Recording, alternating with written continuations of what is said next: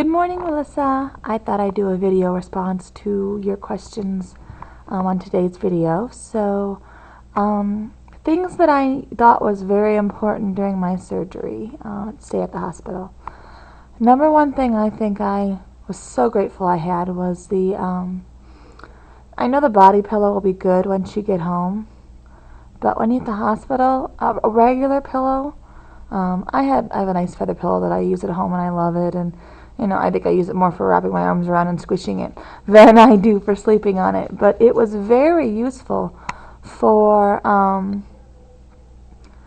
my hand. I had the IV in my hand, which the one on my arm just didn't work for some reason, and I went through it, and I had a big, huge bruise. And anyway, they put it in my hand instead, and I wasn't used to having it in my hand. Not that I'm used to having IVs, but the last few times I'd had one, I never had it in my hand. So I had rested my hand on my pillow, and that pillow was laying across my main incision, the side that you have your surgery, where your stomach is, and the main surgery area, where the drain will be eventually.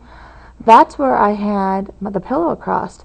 The pressure really seemed to help a little bit. It was nice and soft and protected, and I didn't have to worry about bumping it with my arm or elbow, and it was nice to have that there as sort of a protection. And I didn't actually ever use the pillow as a pillow, but so that would be one thing I would consider. Number two, chapstick, Carmex, anything that's going to help your lips, because I wasn't allowed to drink until after I passed all my leak tests, and that was like a day and a half later. And I mean, before surgery, I was a really big drinker. I drank a lot of water, a lot of iced tea, a lot of liquids, and I knew I was going to push myself afterwards, because obviously your stomach is smaller. But going almost 2 days with no liquids was almost unbearable for me. And your mouth gets so dry, and your lips are like chapped, and so the chapstick really saved me. They also, if you can ask them if they have them, but they're little like sponges on sticks, so you can swab your mouth on the inside and out, because you can't really drink anything. They wouldn't even let me have ice chips until after I did my leak test. So that was very, very helpful. The last thing that I would say I needed was a fan. I mean, I got my surgery at the end of August, so it was still hot here in St. Louis. And so I brought a fan because it was just really hot in the room, and you can't regulate the individual rooms very well. And plus, it had a lot of nice white background noise to kind of help block out the busyness out in the hallway. I still didn't get any sleep the entire time I was there. I slept an hour here, an hour there. There was always something going off, beeping, or somebody running past. Or when I would finally fall asleep, somebody would come in and needed to take, blood pressure and draw blood and who knows what else, So I didn't seem to get any sleep. I did that mostly when I got home. My stay at the hospital, I was only there. I went in Wednesday. Surgery was ended up being like 2 o'clock. I was home Friday. I went home Friday at 11. So I was there barely 2 days. So, cat's playing around back there. So that's what I would definitely take. Maybe somebody else will have more ideas. That's all I pretty much used. I didn't take any books because obviously your attention span, you're kind of zony. You're on the pain medicines.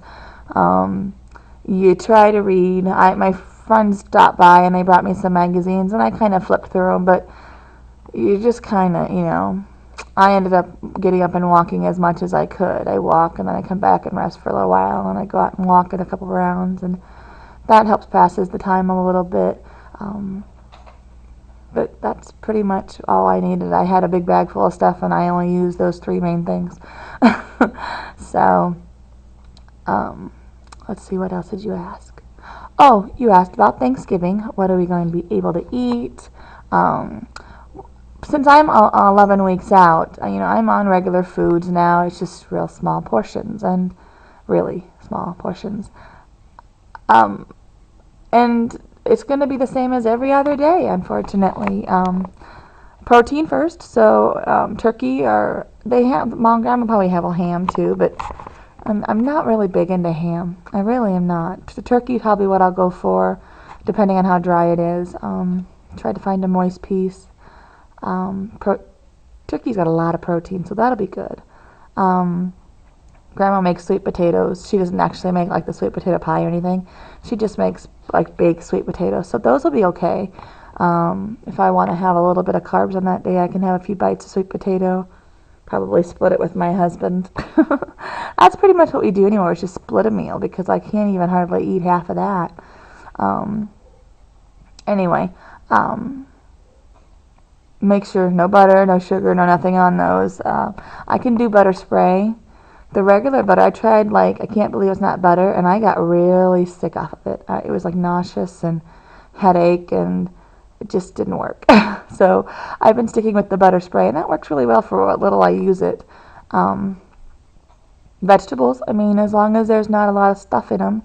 I can have steamed vegetables, just chew them up really well, and so, because I'm at a point, we're at a point, there's several of us that have been out, we're almost 3 months out, so it's just going to be small portions. I have to be very careful, because you go home and you have a tendency to do what you usually do, and my family is just off the wall, and so I get stressed really easy there, and they don't even know about the surgery. I haven't told any of them, just my foster mom. So when I go back, A, they're going to see a change, and B, they're going to see changes in my eating habits. So I'm trying to decide how I want to tell them. So that's going to be a big thing. Let's see. What other things did you ask? Well, I can't think of them right now, but if I can think of them, I can make another response, or I can message you on the bottom of your video, or whatever. But I'm so excited for you that you're having your surgery for the end of the year. I mean, oh my gosh, what a great Christmas present that's going to be to you. And a great New Year's resolution type thing. You're going to have a whole new start. And a few months down the line, you're going to be where I'm at, and I can't wait to see you.